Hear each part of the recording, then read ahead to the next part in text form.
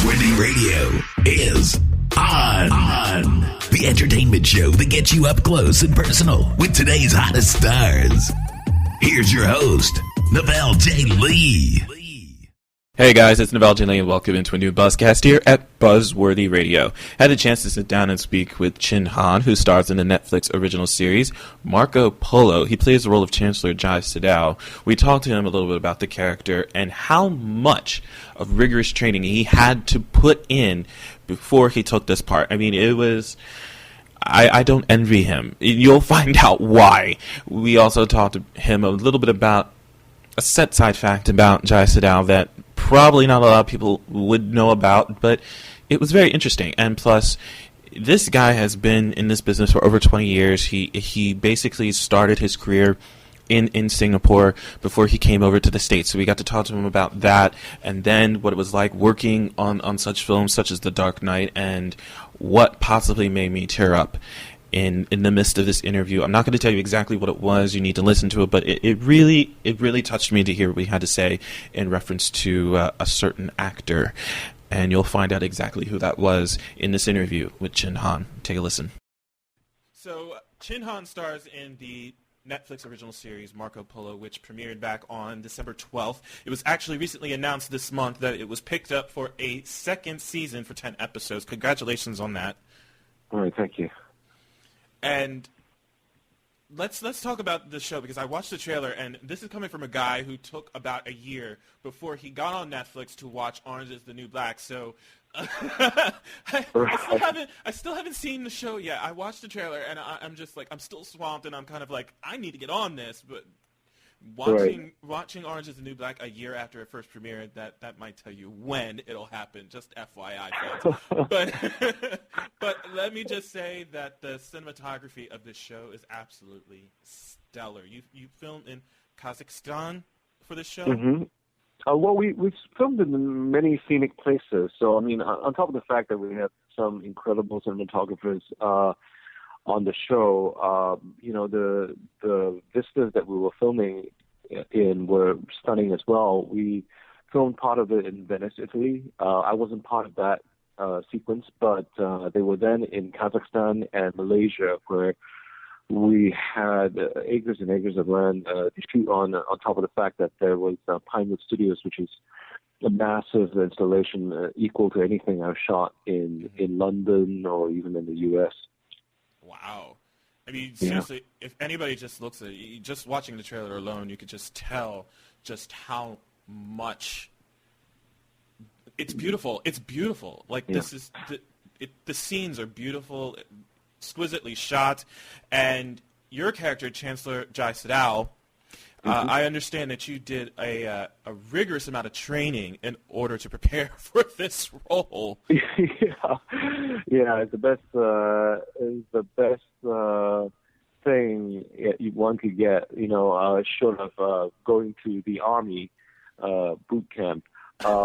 We would train anytime we weren't shooting. So you can imagine. I mean, I've never filmed like that before. On most sets, your off day is your off day. But on this set, our off days were training days. So we would start our day at 7 in the morning with some kind of yoga just to get stretched out. And then we would do CrossFit training for physical conditioning. And after the physical conditioning, we will then start working on choreography. So only then will we start working on choreography, and that would take us like 4 5 hours a day.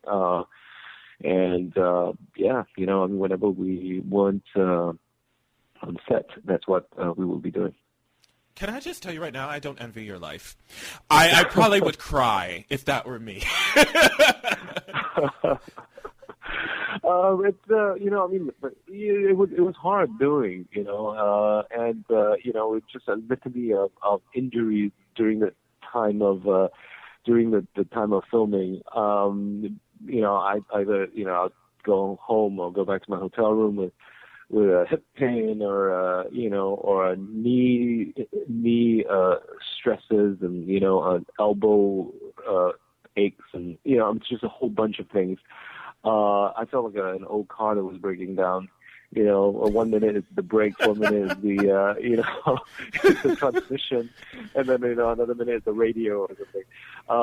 But, it's well worth it, though, after watching all 10 episodes now, I'm looking at it, and there are sequences in which there's a couple of big fight sequences where I'm looking and, I'm very proud of the work that we've all put into this thing. Now, I understand there was an interesting little fact about Jia Sidao. Apparently, he wrote an encyclopedia on crickets. Yeah, he did. He wrote. He was such a curious figure. He wrote an encyclopedia in crickets, which is used by psychologists even today. So, I use that as an entry point to the character because, what kind of person does that? Possibly a person who was very, meticulous, interested in detail. And was obsessive in nature. So, I kind of, it was an entry point for me into the psychology of the character. It makes him that much stranger. Interesting. And you actually have a nice resume because before coming over to the States to act, you were actually already acting in Asia, in Singapore, before you came over here. Yeah. I did a lot of theater. I started on the theater because, in the 70s, we didn't have much of a film industry in Singapore, and then, and a fledgling new industry in television. So by default, I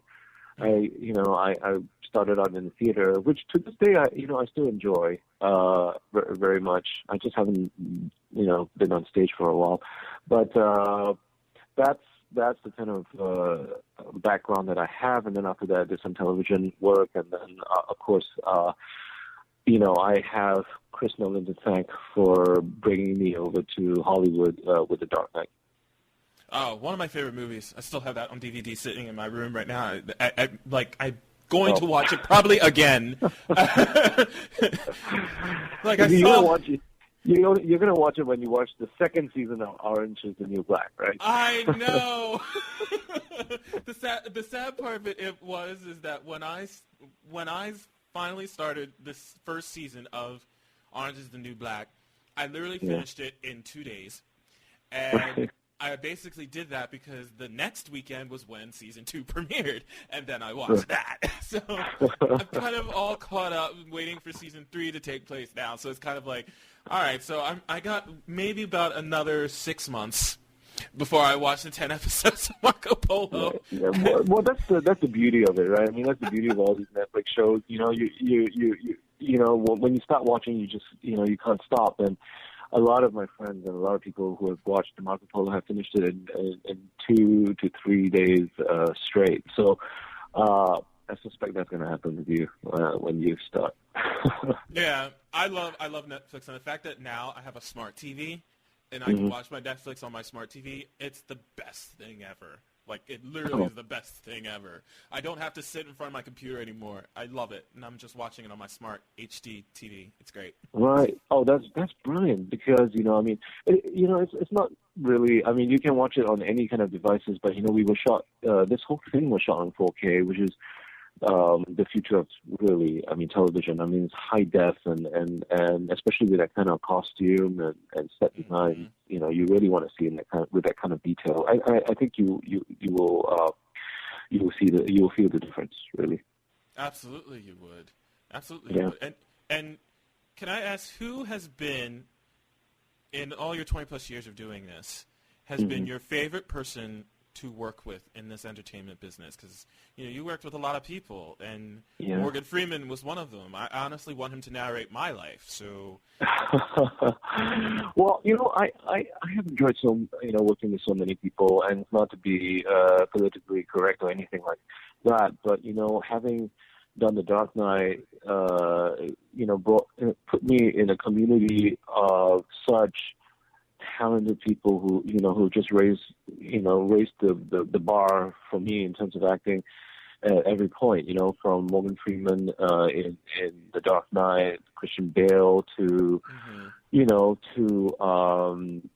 Marion Cotillard in Contagion, and so it's hard for me to speak about anyone in particular, but I would like to give specific mention to Heath Ledger, though. I mean, I was scenes with you. I was scenes with you in The Dark Knight, but he left such an imprint, on my mind about how one can be so talented and at the same time be such a great human being. I think he was very generous, and I have said this before in other interviews as well, that going on set, I remember my first day, and that was the scene where we shot in the prison cell. He was there. He was literally one of the first few people who came up to me to introduce himself to me, and that kind of set the tone for the rest of the shoot, really. That's wonderful. I mean, he was one of my favorites, and when I heard of his passing, I was in my car going home from work, and it was literally right in front of the house. I just parked my car in front of the house, and I'm just hearing it on the radio. Someone was telling the DJ, Heath Ledger, is it true? Did he die? And they were like, I was like, what? And they didn't even know. And it's like, so I'm getting on my phone, going online, and I'm going like, oh.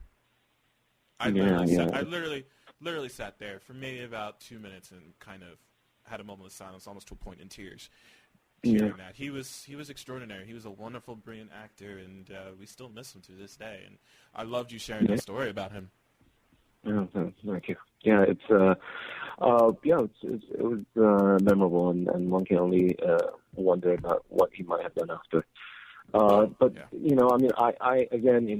so grateful for the opportunities with directors like Gus Van Sant and Roland Emmerich and Chris, and most recently the Russo brothers on Captain America, because they were good fun to work with as well.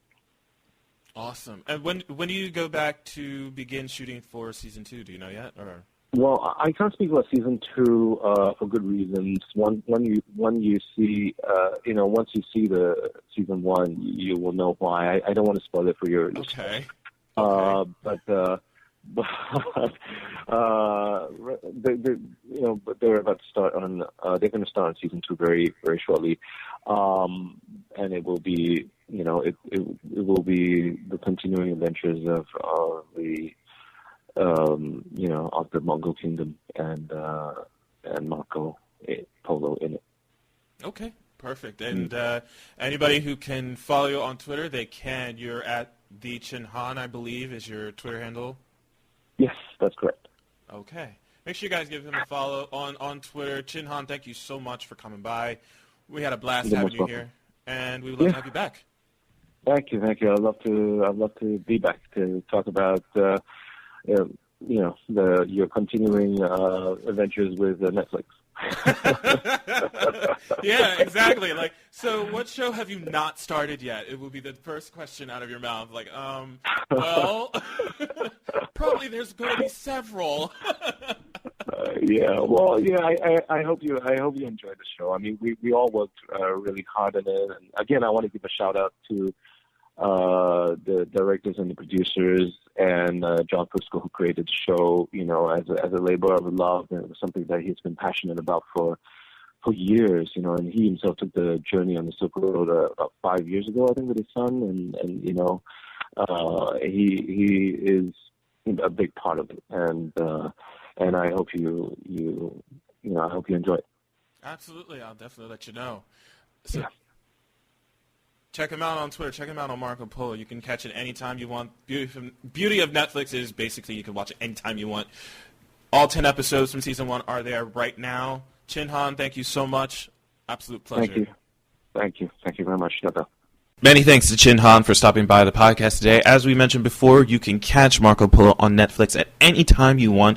All the 10 episodes of the first season are up there for your enjoyment. You can also follow him on Twitter at the Chin Han. But that's going to do it for me for right now. I'm Navel Jili, making sure you keep getting the latest buzz with Buzzworthy Radio by logging on to our website at www.buzzworthyradiocast.com. You can also follow us on Twitter at Buzzworthy Radio and liking us on our Facebook page.